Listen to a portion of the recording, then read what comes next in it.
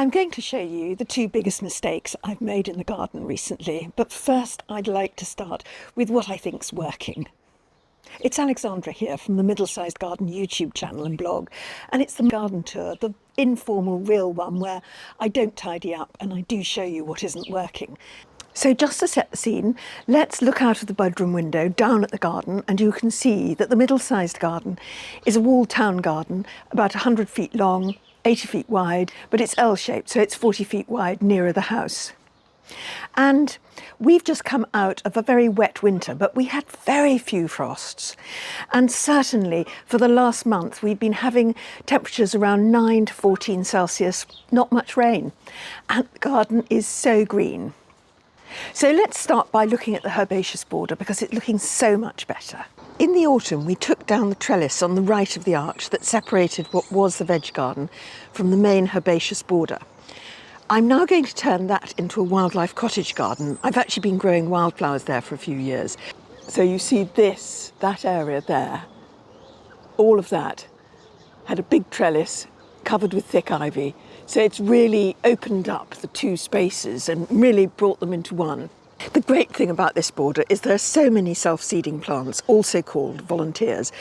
Free plants, and they do well because they've chosen to live here. The only downside is that they can sometimes be a little bit too vigorous and outcompete plants that I've bought, unless plants I've bought, of course, join the self-seeding party. And of course, there may occasionally be problems with invasiveness, but more of that later.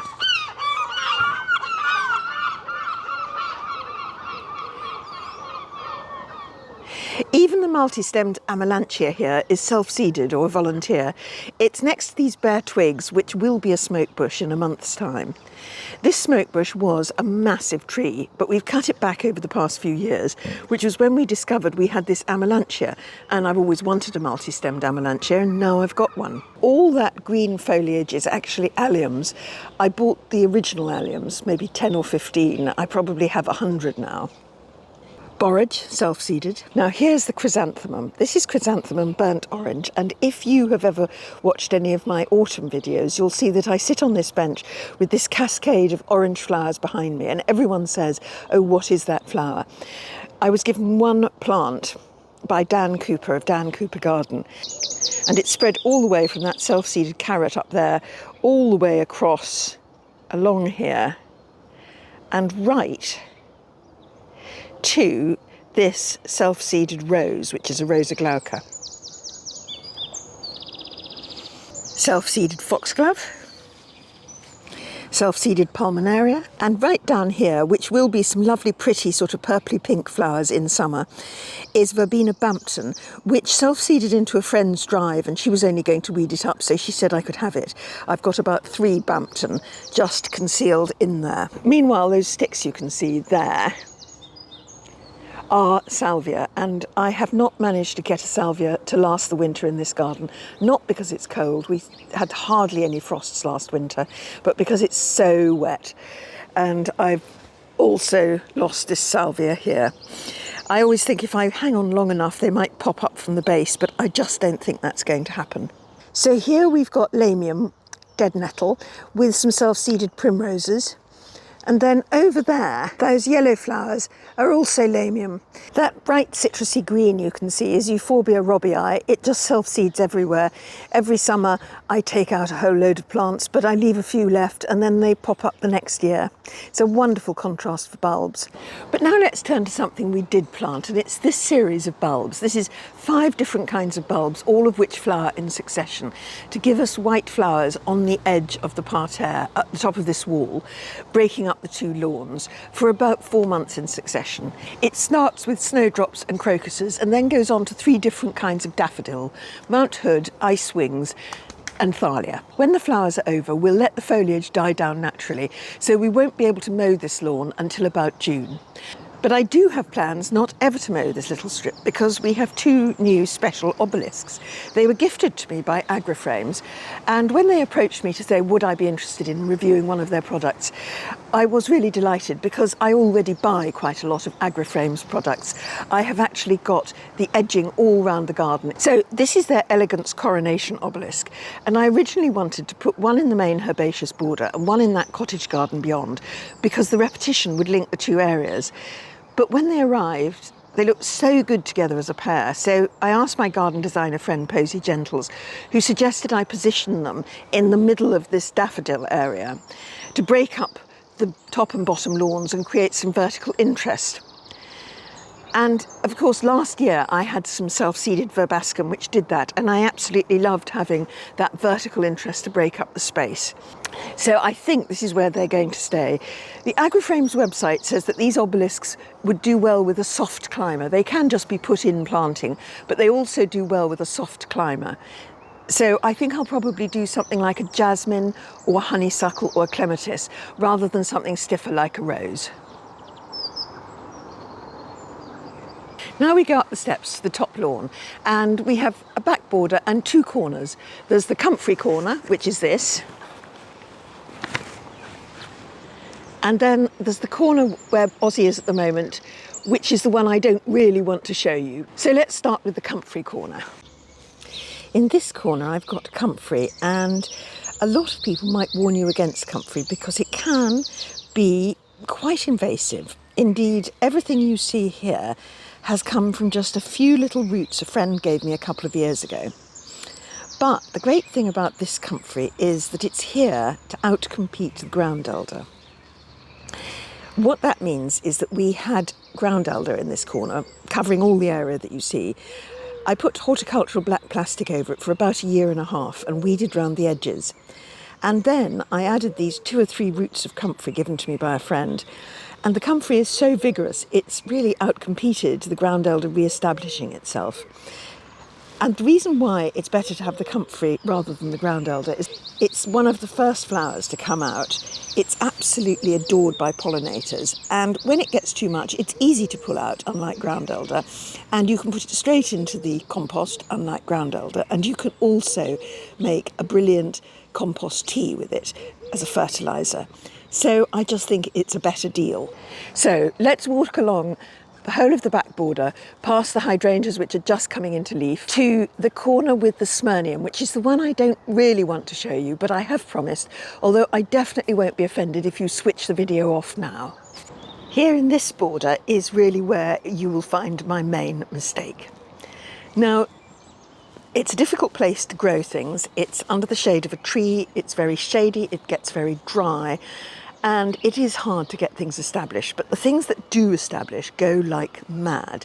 And one of them is Smyrnium perfoliatum, which will look absolutely beautiful in about 3 weeks' time. Smyrnium perfoliatum is an invasive species in the UK, but it wasn't when I bought it here originally, and that was about 20 years ago. And actually, it didn't spread too much for about the first 15 years. But then what I did was I stopped clearing away the seed heads. I did a video last autumn saying why I don't clear away my seed heads. But in that video, I did say, if a plant is invasive, you must clear away its seed heads or it will go everywhere. And I did not take my own advice. As a result, the Smyrnium perfoliatum is in the lawn. It's in the lawn all over. It's in the paths. It's in other borders. And it is going to be a lot of work to get rid of it, or rather to get it down to a manageable level. And this year I am really going to clear away those seed heads as soon as they arrive. Other things to see which do well in dry shade is the lamb's ears, which also spreads around the garden, but not so bad. And here we've got Brunera Jack Frost looking incredibly pretty. And some people say that goes everywhere, but it's been here in this little group for about 2 years and it hasn't spread at all. Here's the area that's going to be the new cottage garden, and I have started planting it. I bought plants, little 9-centimetre plants, and I've cleared away the remains of some of the wildflowers. I'm going to let some of the wildflowers come up because they are very pollinator friendly and they fill gaps, and also they're self-seeded, so they're free.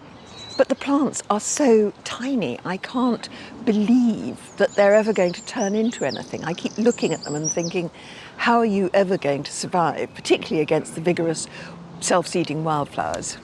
Ozzie has raided the compost bin and started eating the compost.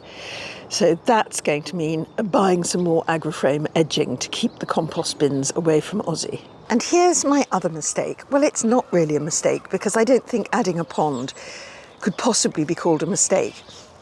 Creating a pond is easy. There are lots of good videos online that you can find, and also most of the pond supply companies have got quite good instructions. However, creating a pond that looks good is really quite another thing, and none of us, we did this pond between us, Felix, who helps me in the garden, David, me, had ever done a pond before, and the instructions don't cover everything. Firstly is the problem of the size. The ideal width or length for a pond is 2 metres for a wildlife pond, and the ideal depth is at least 24 inches, but this isn't 2 metres, it is more like 1 and a bit metres. And I wanted the depth of 24 inches, so Felix dug that, but of course it meant the sides were very steeply sloping. So one thing that all those instructions and videos don't seem to tell you is draw out the shape of your pond beforehand, because the very steep slope on the sides meant it was difficult to create shelving for the marginal plants, and it's been difficult to create a beach for the birds to get in and out, and indeed all the other insects. It's really important to have a way of something getting out of the pond if it falls in. And then the other thing is to try and make it look lovely, which of course at the moment we've got it weighed down by bricks, and we will go and find some stones and make sure we can make it weighed down by stones. In retrospect, it would have been much easier to get a pre-formed pond, but I couldn't find one that maximised the space to give me as much water as possible. The other thing that was a bit of a problem, and you are seeing the very worst of it now, is that when I ordered the pond plants, they arrived and I didn't know which way up they were. I literally couldn't tell which were the roots and which was the actual plant itself. So I emailed the company, and the explanation they gave didn't particularly help me. But they did say, mind you, as long as you keep the plant damp, it'll sort itself out and it'll spread very nicely after a while. So that's what I'm hoping. But because this water hasn't got much in the way of vegetation in it, it's getting very green. I've put lots of oxygenating plant in there, which is a bit like a freshwater seaweed. But until that sort of grows and develops, it's not quite enough to take that green effect off the water. There's a path beside the pond leading back to the main part of the house, and I always think this gives a lovely view of the pergola. What you can see to your left is a dying Leyland cypress, and that's got like that because we haven't kept it cut back often enough. If you cut back to the brown with a Leyland cypress, it dies, it doesn't regrow from brown wood. But I think this view is pretty, particularly with the blossom from the cherry tree. It's called snow goose, it's an ornamental cherry, and that's just coming out now. This is always one of my favourite views of the garden at this time of year, because I love being able to see the bench through the trees before all the leaves come in, and then it kind of blocks off this part of the garden. And although the garden looks full, all those bulbs will die down pretty soon and leave gaps. There's lots and lots, by the way, of self-seeded alliums. So I am looking forward to going to the plant fairs and buying more plants.